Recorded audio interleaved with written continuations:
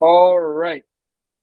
So here we are, ladies and gentlemen. This is our second episode together with my wonderful partner, Kerri. And this time we have our first ever Hey. amazing guest.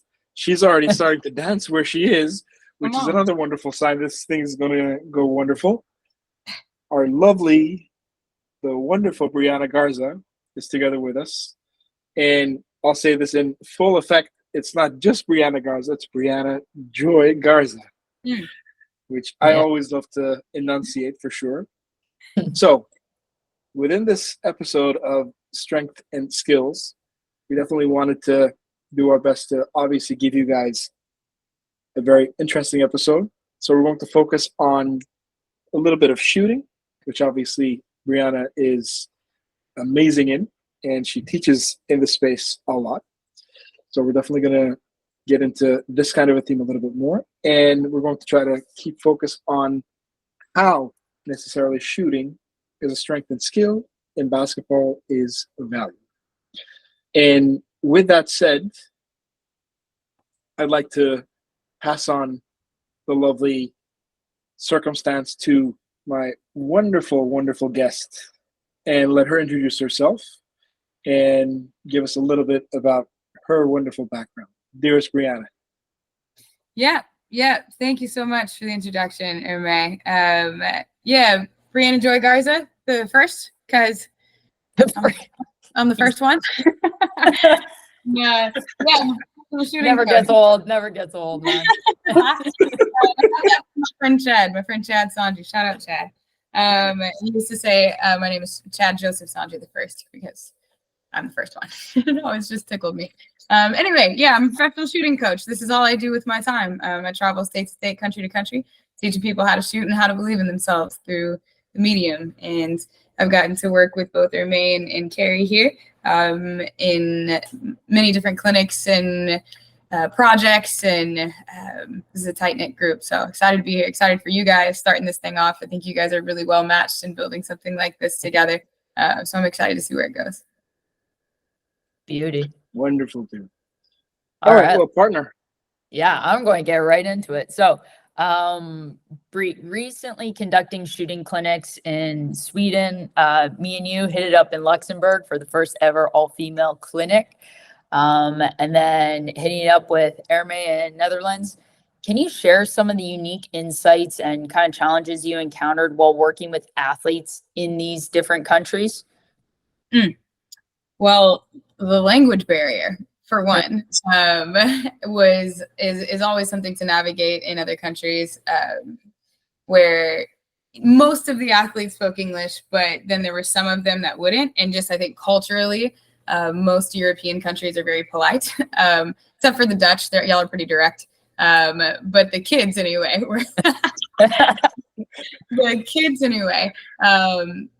are so polite that sometimes I'll like get eye contact and head nods from them, and I'll be like, "Okay, Nicolette, do you understand?" And she'll just like, I'm like, "Okay, so rip and go," right? Yeah. And then she's like still smiling and nodding, and then looks over at her mom, and then her mom explains it to her in Dutch. So Nicolette was one of the girls at our camp, actually, with Ermay. She was a bucket, and I didn't know that she wasn't understanding me for 4 days. Like until the fourth day when I realized, I was like, "You haven't been understanding me this entire time," and she would just nod and smile. That's it.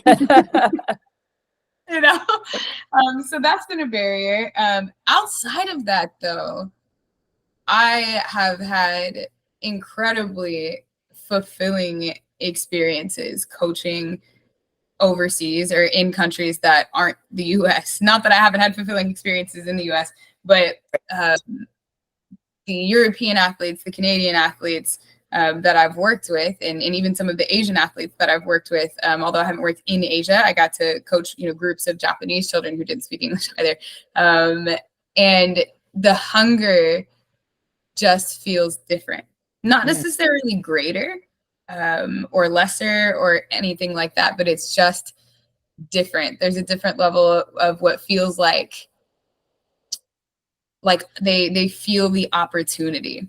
because it's not presented to them as openly or as often as American children get this opportunity. They go to basketball camps forever with like, and there's many high level teachers who have had a chance to like make money and make a living in this industry here. So where it hasn't always been like that in other countries. And so that's been a major difference, is just the reception of feedback and the will to receive feedback. Whereas in some American camps, like you'll see athletes who aren't just quite at the maturity level for it, or just, you know, are too cool, or, you know, they know everything. They got a trainer that taught them, you know, everything. And so I really haven't experienced that yet in other countries. So that's been a major difference. And skill wise, I mean, they develop and get better all in the same, right? There's an art and science to it, and we've pretty much got the science figured out.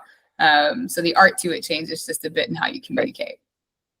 Yeah, it's very fascinating because of all the countries, and I want you to kind of debunk this myth, because I know you're very passionate about this topic, but with all females, and I myself have seen, and you've encountered it, why is it then throughout the entire world where you have seen it that all the females start with this ball at their chest? And we are not getting into what everyone does not like in called the dip. Can you elaborate? Yeah, I think when something's been taught one way for a long time, anecdotes and things that we learn and that knowledge that's passed down through generations, I think we very naturally hold those things dear, because that's the only way knowledge used to be passed down is, you know, ancestors, stories, elders, all of that. And so I think that's always something that will be hard for us to break through. When we learn something is true, being able to be presented with new evidence and saying, oh my gosh, no, it's not. I can't believe I've been doing it this way my whole life. Like, now I'm going to adapt. I think that's something some people have to grow into. Right. And so I think the reason we see girls put the ball on their chest is because traditionally the coaches that we give youth athletes are not the ones who've had professional training. Generally, it's the, you know, the dads, the moms, the volunteers, the uncles who are great, wonderful people who are just teaching athletes from the best way they know how. And so I think that's why we see a lot of it, is despite the evidence in front of us based in biomechanics and, I mean, just pros and the way the body moves and how we generate power into the floor, like all of these things, this evidence that we see that supports dipping the basketball when you shoot, it's still breaking through those barriers of like anecdotal evidence and how strong that could be in somebody's like mind, body, soul. Right. But it's just so crazy how it's in every part of the world. It's not even just like in one form of life in North American culture. It's just, that's something that when I'm traveling and seeing in different clinics in different countries where there's still a common thing of inefficient movement patterns, and it just blows my mind away, but it's also super fascinating just to try to understand, you know? And I can see you like tilting your head sideways and nodding and being like, I hear you. I hear you. And here's kind of what we've noticed. That's, I can just hear you doing that and see you doing that. Yeah, but I mean, think of it this way too. I mean, like, Brianna, when you and I went out to take part in a camp, which was outside of a big city. Oh, he was great. Yeah, no, the one in Hoofddorp. So, Hoofddorp. Together with oh yeah, Krista and what was it? Liz and who was it? The former WNBA player, Andrea, with them. So I mean, even with their camp, I mean, you had a former pro over there, former WNBA player, and I mean, even the kids over there, the girls, they had that exact kind of struggle. And I mean, to me, it wasn't a major surprise because obviously, I mean, frankly speaking, the culture and the way of taught is already a major problem, but technique-wise and how to teach the technicality of shooting in itself, the way that Brianna simplifies it. And I mean, I'll hit this, the simplism of it.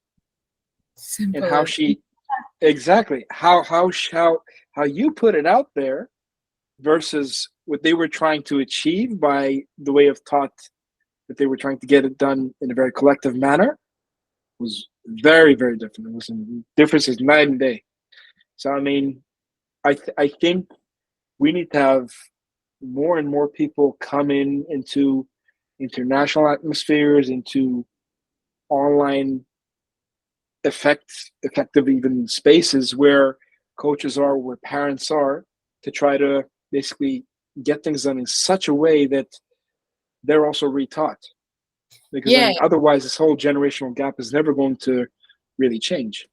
right. And I think even speaking of what Kerri was just speaking to was, Andrea and her whole organization, like bringing somebody like me in and recognizing like, yo, she's teaching this Yep, in a way yep. we aren't, and we want that for our athletes. Mhm. And how special that was to like be given that space by these complete Yep, strangers yep. who, Mhm. were wonderful human beings on top of like Yeah. deeply at what I'm doing. And so, yeah, I think those little moments when I have other organizations or other coaches bring me in, I mean, even like yourself, Ermay, Mhm. those are the moments where, we kind of feel the culture turning a little bit in the way that we teach shooting. Yeah, and I even think that even goes in shooting, but then in all aspects of the game skills, but then even in life, it's that growth mindset.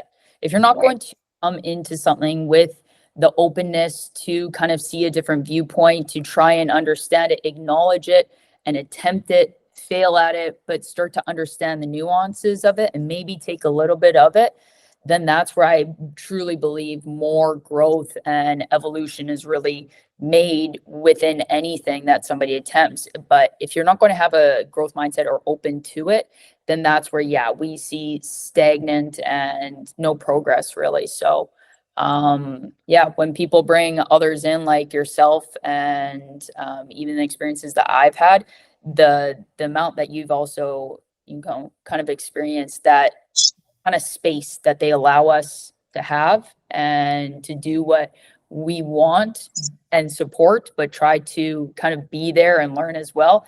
That's an ultimate experience in and of itself. And I think that's what really helps with the athletes within that short period of time that you are there, especially in your intensives that you usually do in the 4 days, right? So, Yeah. I mean, to be honest, it never baffles me. I mean, whenever I've been around Brianna so far, whenever even I have a small bit of talk, she just triggers me in such a way. I mean, something just flips a switch. I'm like straight away. You know what? I got to change this. Got to improve that. This has got to go. That's got to get better. I mean, I'm in this rabbit mode. I mean, this is like going forward. Woo! All of a sudden, like, Man, quantum. he's my number one hype man for real. Man, oh man. All right, Bree. Here's another question for you then. So, consider all of this extensive background that you've got and all this, let's say, specialism that you have in terms of player development. So, how do you view the importance of shooting as a core skill? And how do you see this potentially maybe evolving or getting better in the game? Yeah, I mean, obviously shooting is the most important skill in basketball. And it's so interesting that really nobody really knows how to do it or how to teach it at a really high level. And so I think that, with the growth of even analytics in the game, kind of being an influence in the way that we teach it, we are at a very cool space. We're currently like climate-wise in basketball, I think in a really cool space of specialists being relevant, specifically shooting specialists being relevant. And it's just the equalizer for athletes, right? I think about an athlete like Duncan Robinson. Duncan Robinson, for all intents and purposes, is a really tall but average athleticism wise when compared to pros, like when compared to other people, regular people his age, like obviously he's a freak, but when you compare Duncan Robinson, his athleticism, his build, his movement, he would be ranked at the very bottom of the league, I think. But he gets major minutes on a consistently championship contending team because he can shoot.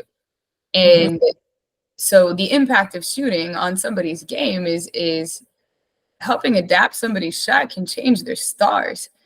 It can be a trajectory changing thing in athletes' lives, which is why I think I feel so strongly about coaching children. It's fun. All of us love to coach pros. We do. Everybody wants to work with the best players in the world. And by all means, I absolutely want to work with the best players in the world. It's so much fun to be creative, to really get into your bag, to be challenged as a professional, for sure. But also, the reason I'm the teacher that I am today is because I teach children. And I'll always do that because of that. Because if you can communicate your ideas succinctly to children, it's easy to teach pros. They can think from the same language as you. And a kid will just tell you when something doesn't make sense. They'll just be like, no, I don't get it. Okay, let me try that again then. My bad, little Johnny. Thanks for sharing. So yeah, I think the impact of teaching it at a young age, but not just at a young age, in the way we've always been doing it, but to teach children at a young age at a very high level is a very valuable skill to have right now. Yeah, it's crazy even that you even mentioned it could change somebody's kind of trajectory and stars, because I get that question a lot with smaller undersized guards. And with smaller undersized guards, one of the valuable skills that you need to do to make up for that height, you could still play at the highest levels, but you need to be able to shoot the ball at a prolific rate for not only your catch and shoots, but any time you have the opportunity when you're doing those more decision-making, pick and roll actions, stuff. So when you're an undersized guards, that's one of the non-negotiables that you need to do that could make up for that. Shooting, being able to shoot, period, but also being able to shoot with range, because you're gonna have to stretch your defense out 3 or 4 feet further because you're 5'4", right? Yeah. But it doesn't mean you can't be a bucket. There are plenty of 5'4", women, probably like 5'8", ish guys that are doing the dang thing at the college level because they can stretch the floor out with their range and then do all of the great things that they're good at, in the paint, playing off 2 feet, being a playmaker for their team. But if you're not respected as a shooter, it's going to be really hard in today's game to play at the next level without at least not being able to hold your own. You don't have to be the best shooter on the team or anything like that, but it really is a non-negotiable. Yeah, you still have to be a threat, for sure. The game is growing, and the game is, these kids are so good at basketball now. Yeah, it's ridiculous. There are many adults, honestly. Yes. I know a 9-year-old named Aubrey. His nickname is Sauce. And Aubrey, why are you better than me? Sorry. Nickname Sauce, 9 years old? Reasonably so. You see this kid play. I've been training him since he was like 6 or 7 years old, and the kid's a monster. Just different in his mind. Like, there's a great story. So Aubrey's the kid. Sauce is like waking his dad up at 4 a.m. so he can do his yoga. Yeah. And his dad like supports him, and dad's a good friend of mine. And he wakes up in the morning, does his yoga, then wants to go shoot. And then, eats breakfast, does his thing, does his homeschool work or whatever, goes to the gym and wants to go shoot, wants to go train, then goes to his team practice. And then does, he's just a little boy now, but he'll do his like push-ups and calisthenics type things. So he's just obviously like a freak of nature in his mindset, period. But there was one story that his dad told me one time that they finished a game and they won, but Sauce scored all 17 of their points. They won the game like 17-14. And his dad went over to him and said, Sauce, like, glad you scored all the points. I am, don't get me wrong, but you got to learn how to get your teammates, involved in what you're doing. And his dad told me that Sauce looked at him and said, Dad, they don't work like I do. Why would I pass them the ball?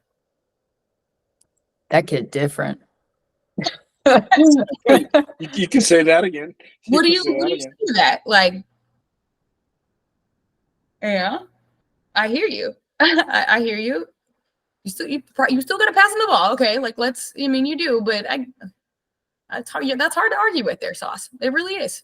Yeah, like when it's a fact and a truth, like it's you can't knock a kid for that. And especially I want to even rewind where you said that he was getting up and doing yoga and taking care of his body in that sort of aspect versus like way back in the day. Like both you and I are not old, okay, by any means. Come on now, fine wine. Oh man! All right, thank you, lovely ladies. Wonderful. hey, Oh man, we're getting into the age.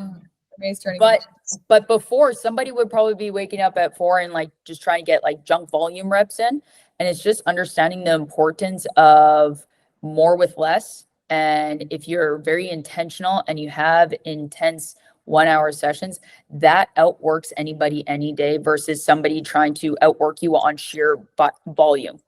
Like, so the fact that at that age already starting to incorporate those different aspects that a lot of athletes these days do not get. It's not the stuff on the court that makes you good, it's the stuff off the court.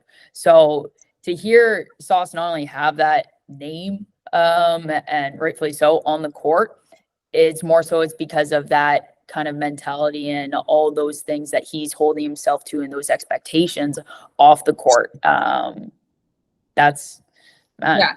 And it's funny, his dad is always like, because he's at the gym all the time, so his dad is so open and so loud about like, I am not making him do this. I'm not a psycho dad, like forcing my kid to be in the gym. Like I gotta just best out of the gym. Yeah, so you know, when you see specialness like that, you understand that he's gonna get the reps up, he's gonna figure shooting out. Right. Yeah. I've got a follow-up question.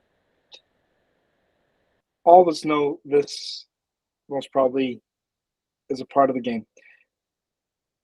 Brianna, this goes out to you. So is it 10,000 times when you repeat something, you're close to mastering it? 10,000. Or is it 10? Well, that's a part of the question. So is it 10,000 times when you get close to mastering it, or is it 10,000 hours within quality and the way you actually repeat it? Yeah, I think that it's 10,000 hours, which is 3 years. You know, what I tell athletes is that is 3 years of dedicating the bulk of your summer and extra workouts during season to shooting. If you can do that for 3 straight years, once your body is fully developed, right? So this is like usually like, if you're working on it beforehand, maybe you can cut that into 2 or 2.5 years once your body develops. But I would say like 13 years old around then. If you haven't had any development in shooting up till then and you start at 13 years old, if you really diligently work on this craft for 3 years, then at the end of that 3 years, you'll get there. If you can work on something and you can let it be hard and go through the slumps and go through all the learning curves and the adjustments, and like that is really difficult to do. But anybody can do that. Mm-hmm. Anybody is physically capable of doing that. Is anybody going to put themselves through that and let that be hard for that long? Like that's the hardest part of it. That's the audacity part of it. Do you have the audacity to believe that you're going to be great at this thing, even though you're not great at it right now and it's taking that long for you to figure it out? And if you can put yourself there, then it comes down to trusting yourself that you're going to end up figuring this thing out. And so 10,000 hours is the answer. And that's achievable, I think, in a 3-year time period for any athlete that's really going to take it seriously. Okay, now I'll then move it into this, and then I'll leave it over to Kerri. The reason why I actually put this question forward to you, knowing well that you would take me towards this point. Good man of mine, yesterday evening, he took the winning shot, getting him a gold medal, playing 3-on-3 basketball. Mr. Worthy de Jong, he shot a wonderful 3-point shot. And it literally took him 3 years to get to this point. If not longer, obviously, but I mean, usually longer than that. That's 3 years of dedication. Yeah. I mean, from turning into from a 5-on-5 athlete playing 3-on-3 basketball, having to recognize and understand a different pace of the game, understanding the qualities that he had, having to change the way in which he performed, how his level of shooting when he was playing 5-on-5 really mattered to what it came down to. Yesterday night, I was so proud of that guy, how he changed himself into that version of, he was so confident. He just let that ball fly. Come on. And when it dropped in, my goodness, I mean, it was such a pretty thing to watch. And I mean, it just reminded me of one thing. Again, that word of yours that I still have on that bracelet that you gave me, audacity, you had it. So, I mean, again, thank you for being a shooting specialist, and thank you for helping out so many people around the world. Yeah, not done yet. Not done yet. Oh, For sure, for sure. well, even with that, like, shooting is a huge thing. Like, when you're labeled a shooter, your number one job is just that. So psychologically, if you go through those slumps and everything, it's as if like the world kind of almost has ended, because you have one job. You could only shoot the ball. And so when that doesn't happen, you see a lot, and I'm sure you've had to deal with it psychologically, all those kind of voices and that aspect of becoming a shooter. It happens in all players, but specifically in shooters, you integrate the mental and psychological elements in your shooting training, in the clinics.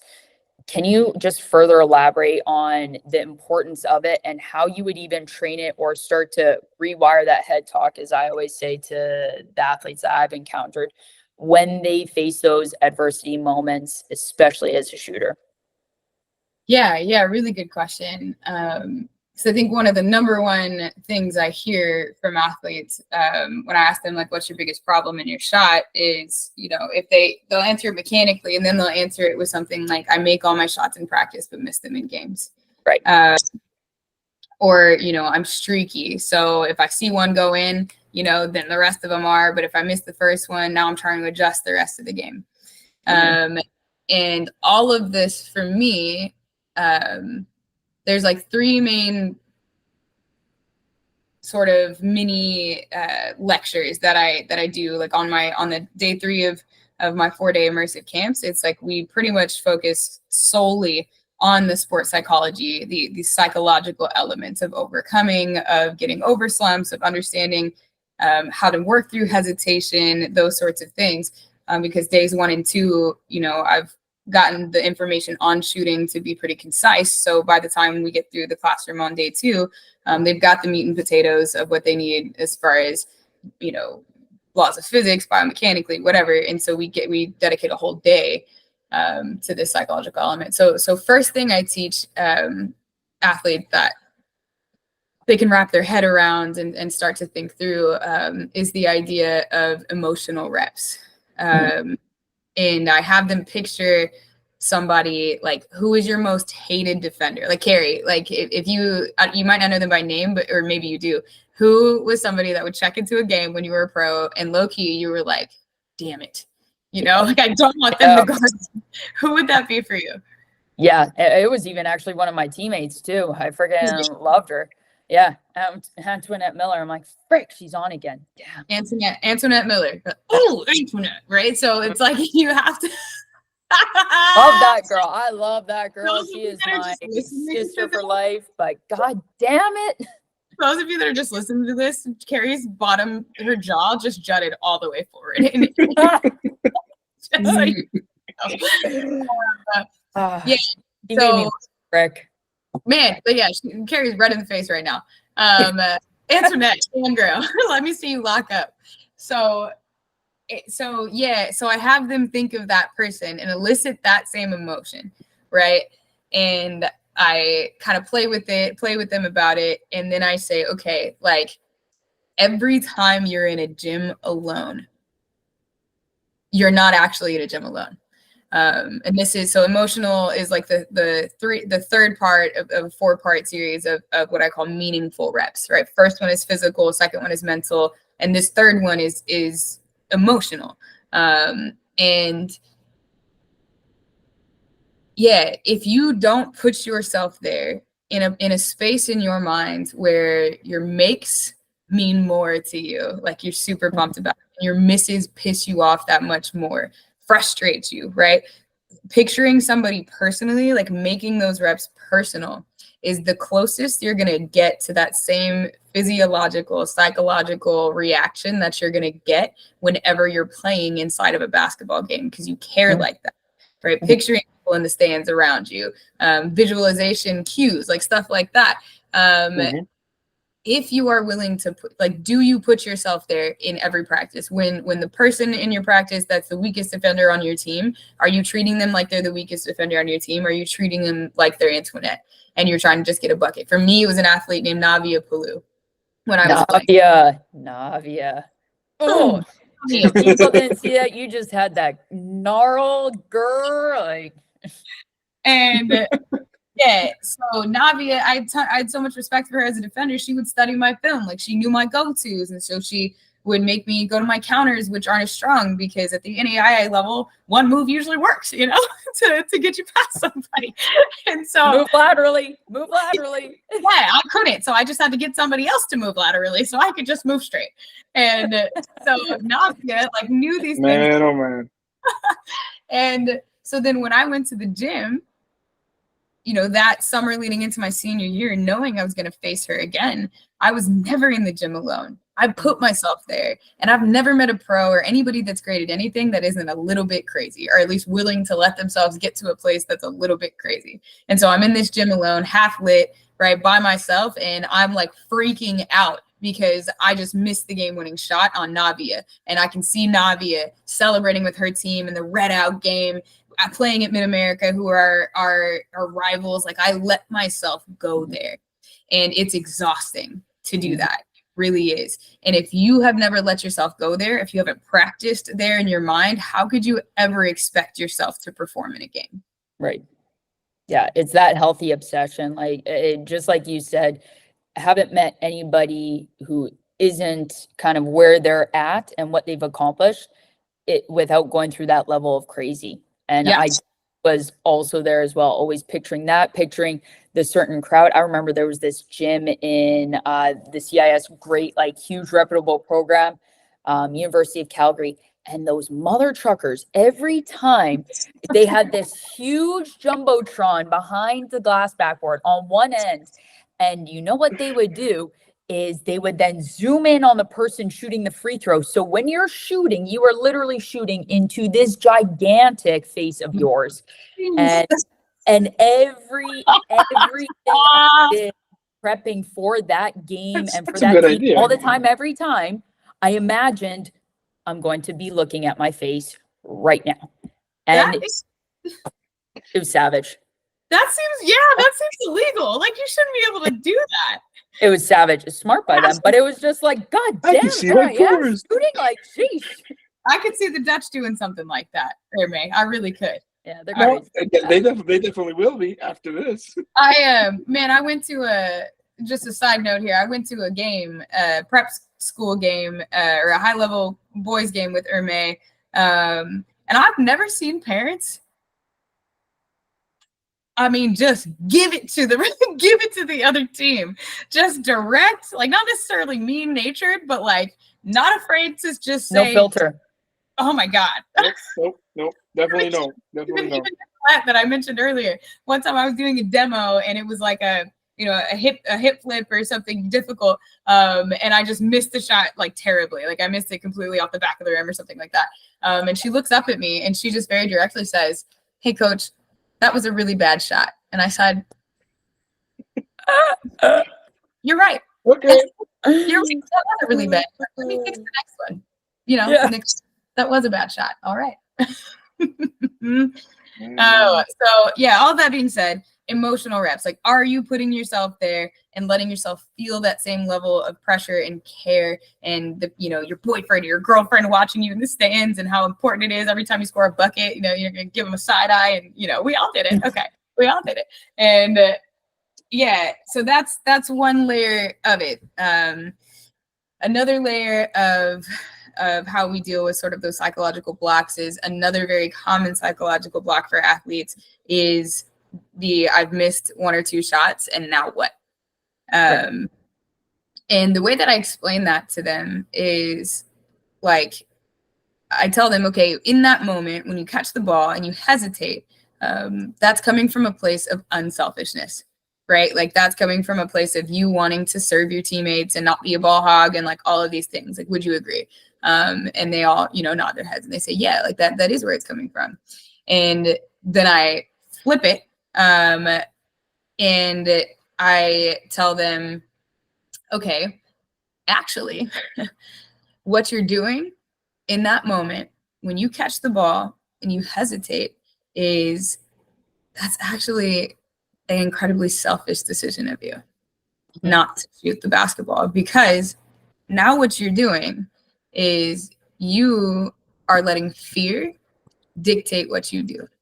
And we don't let fear dictate our next actions. We just have a conversation with it and we keep it moving.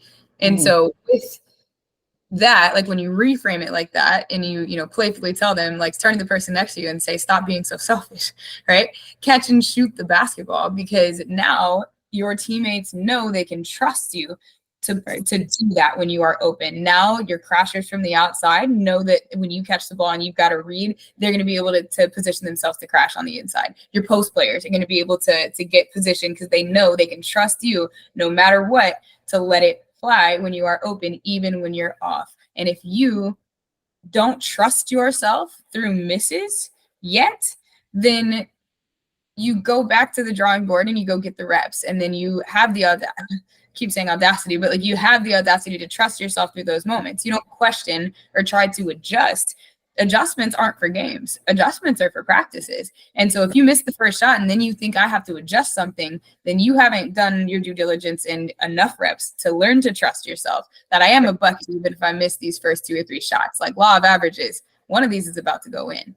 And so having that conversation with yourself, using training as thinking time and games as non-thinking time. You've done the work to think in training. Everybody says, stop thinking so much, right? About your shot. That's what coaches love to say. Stop thinking so much. And it's like, actually, you should be thinking about your shot a lot, like when you're in practice.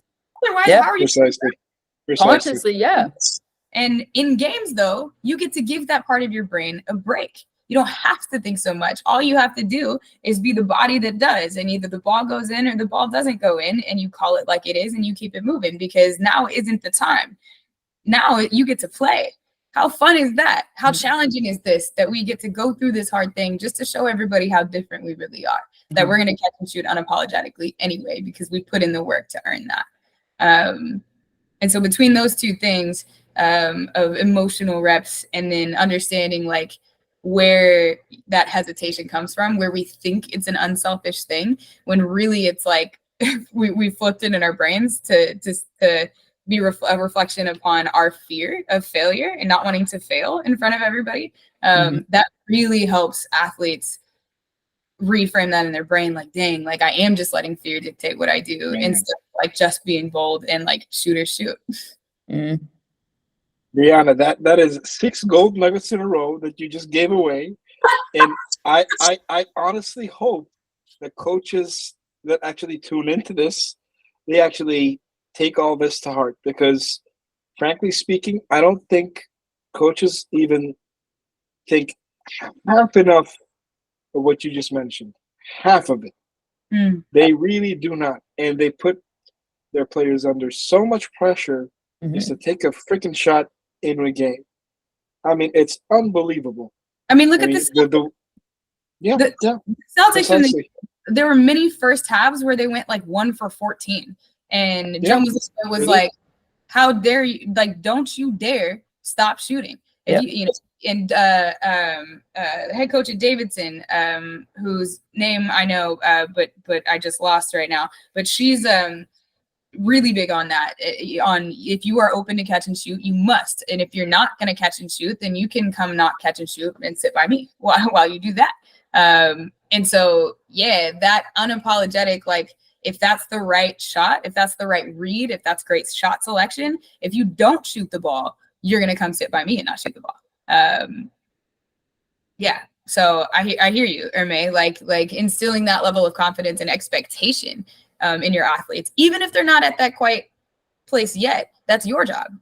You're the coach. If they're not at the level of skill you need them to be at yet, extreme ownership. You figure that out. That's your job. And with that mindset, call me, shoot if you need some help, That's the other thing. Plug it in there. Plug it in. Yeah. To hit home on, it's something that I emphasize a lot with my athletes, or not my athletes, and never call them my athletes, but the athletes that I get to work alongside of with in any space where it's, you need to be unselfishly selfish. I've said it many times before, Brie, you've heard me say that, but it's something that I myself had to go through, experience playing overseas and having to do that because I was pass first. I was always teammate, everything, but it then got triggered to me by my player development coach where no, and what you just said, if you don't take that shot, if you don't do that read, you're doing your teammates a disservice. And not only yourself, but you a disservice. So you have to be unselfishly selfish, regardless if it is a make or miss. If that is your shot, you take it because misses make makes more likely to happen. And I read that in one of the greatest books. It's called The Confident Mind by Mike Nazer. And going through all the athletes in all the different sports, he's huge sports psychologist and dealing with them like Eli Manning for the New York Giants, Super Bowl quarterback. And when he said that, where those and the shooters in the world have the capacity to understand that every miss is just making a make more likely to occur, and something that you said. And it reminds me when not only was it me shooting the ball, but it was my shooter, like my go-to, like pure sniper in university, best friend. She would go like maybe have a slump, maybe some days like 1 for 10 or nothing. I kept giving her the ball and I kept saying, shoot it, keep shooting it. And just that acknowledgement, even you said it before, where you allow that person to understand and hear it, then it helps them through that kind of psychological aspect. So whether it's coming from a teammate, but I think, like you said, not a lot is always coming from the coach in that aspect. And that's where you need to communicate it the most, where when they are not making it, you are still standing by them, you trust them, and you're going to continue to give them that shot. Because if you take that away, you take away their autonomy, you take away your confidence, really. So I'm glad that you kind of hit on that, and the audacity within the players having to form that themselves. But yeah, coaches, trainers, you got to own it. Own your mistakes as much as the athlete when they do that. And then if that's the case, figure it out and help them through that kind of period. So beautiful. Yeah, psychology is just so beautiful within the world of sport. I do kind of want to wrap it up with kind of trending towards the future in that kind of sense with all the advancements. Ermay, you're Mr. Stats and all that stuff. And then Brie, I know you do a lot with biomechanics and just like the technology and diving deeper into it and understanding the depth and breadth of that topic. With sports science and everything, with future trends, do you foresee in training and development of, shooters kind of incorporating so much more of that within their training? Like saying going to a biomechanic specialist or kind of breaking down their shot in that aspect? Where do you kind of see maybe technology and stuff going towards that possibly with shooters? Yeah, I think AI in biomechanics and deeper understanding is all we've ever done in sport. We've only ever sought deeper understanding from at least from those of us who are studying it from a scientific standpoint, right? The purpose of it is to understand deeper to understand a subject from, 360 degrees, so that you can, like Rob Fodor, a good friend of mine, he's the coach for Miami Heat. He's the shooting coach for the Miami Heat. He studied the anatomy and biomechanics of cats so that he could understand how to teach his shooters balance better. And when you can relate shooting a basketball to the biomechanics and anatomy of cats, like, I'm going to say, like, you're a master teacher and expert in that field. And so we all seek deeper understanding from all different ways. So, yeah, I mean, a business partner and myself are actually working on technology like this to help coaches better understand how to cue their players.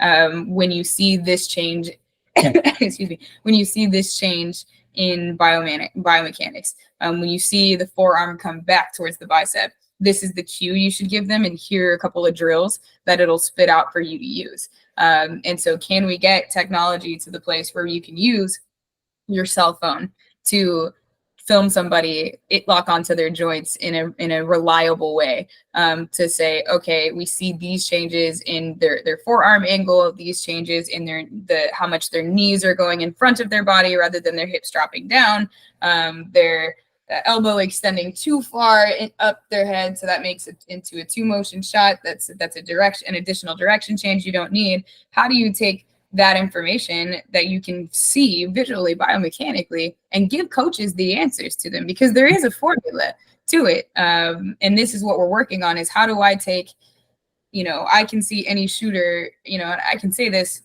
very confidently after, years and years and 10,000 hours, like I can go to any shooter in the world right now and figure out how to help them. Like some might take longer than others, but there's no shooter that I cannot help become great because I've just studied it. There's a formula to it. Now the art to it is how we teach, the feedback scheduling, how we scheme the reps and the instructional design and the planning for and like how we layer things. What do we start with, right? These are all layers to it that make it both a science and an art. So, but imagine if we could take the science part of it out of coaches' hands. That feels like a calculator, right? Out of a mathematician's hands. Like right now, we are at the very primal parts of having to do the math by hand and then calculate it and put it in and make your inferences, right? And then teach from that. We are working towards having a technology that coaches can use that does the math for you like a calculator would. And now you can plug and play the answers in the way that you teach. So that's where we're hoping to move the technology, very soon. And there's lots of different companies who are trying to do the same thing. I think what Kate and I have that is an advantage is, we're women, and huge advantage. Yeah, I think right now it is an advantage. Absolutely. Yeah, and not because men aren't absolutely capable. I think women have just been held to a different standard for so long that our standard is a little bit different, and even what we've allowed to come out with. And the other place is like our synergy in our partnership. So all of that being said, I think technology is moving in a place that's going to be great for athletes, but I think the tools are going to be created for coaches. And even in the meantime, though, one of the greatest things that I've developed within my training sessions, and always, especially with the athletes, because you would also know images are better than words. And that is the greatest way in which an athlete and anybody can learn, especially when we're trying to learn a new movement pattern, new coordination, a new skill, acquiring that. And I'm always filming them, whether it's in a shooting workout or a specific movement that they're still not getting with shiftiness. And when I say, come here, look at this, and now we're in the session or in the stoppage during water break, and now they're looking at it, now they're already starting to take their body through a different way simply through that. So coaches, if you don't even have like the simple, like the technology or the calculator yet that will help with that, the greatest thing that you could do, and even with a player training by themselves, is take out your phone and record your gym session, when you're in the gym by yourself, anything, so that now you could see it, start to maybe look at those mistakes. And then maybe if you are communicating to somebody like Bree and reaching out, or somebody else in the space, or myself, or to Ermay, and you send that kind of evidence, now you could kind of work hand in hand. But I think that's the greatest thing, and one of the most underutilized tools that coaches and players aren't really using is the camera. No, exactly. And I mean, I'll even, point out to this. Bree's a person that actually changed my entire perception of doing that, because how I was going through it was doing kind of like very small videos during the course of my sessions, but trying to provide maximum amount of feedback verbally speaking. As soon as I figured out Bree's not doing that, she's recording the entire thing, and she's just handing that over at the end of a session, even to their players when it's really needed. Mm-hmm. And that allows them to even go through that feedback, even the verbal cues that I potentially put out there, to restudy it, reevaluate it, go over it again and again till they get it the right way. And it's a world of a change.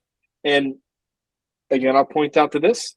It simplifies it to the point where players, but also coaches, then also understand, all right, so I don't just necessarily have to put a player through a specific motion. It has to be the right kind of motion for them to really get the nuance of it even better. I mean, the world of how the technology of how basketball is going to be much more relatable, and how the players are going to really buy into things even much more and more. It's going to be a crazy journey to watch in itself. Well, you even see that like in the NFL all the time. Bree, yeah, you tap into NFL sometimes, yeah? Girl, I'm from Texas. Yeah, Yes. Geraldine. Yeah, she taps into anything.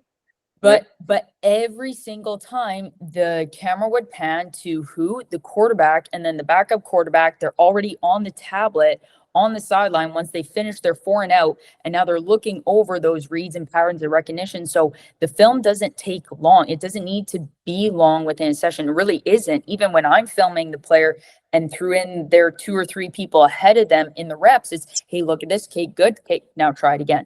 But they're automatically already immediately looking at that. And so like the NFL is something that I always see, because they're always, oh, give me the tablet studying, or Tom Brady, like throwing it down. Right. But once again, it just goes back to images are better than words, and how you could start to see that and then take your body through it in a way that's best for that individual and their individual body. Right.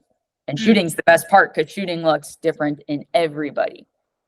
Yeah. That's the science and the art too. It is the hardest part is, as I'm leading my coaching community, that's been the thing we've been working on as a community for the last 4 or 5 months. And like, how can I continuously devise a way to serve them in knowing what to go to first? Like, what adjustment could I make right here that solves 80% of the problems this shooter has? Can you get to the root of it? Where do you start? And so, yeah, these are the places we're moving to. And without like using video feedback and analytics and biomechanics and all these things, we wouldn't be able to. So the future's bright. Future's bright. Good stuff. Good stuff. Well, Bree, thanks so much for being here. Definitely amazing to always talk to you, and always, when it's together with Kerri. We've been over an hour talking about just how shooting affects the game. Over an hour, but I could still go on for another one, to be honest with you. Time flies, man. Make it a Joe Rogan situation.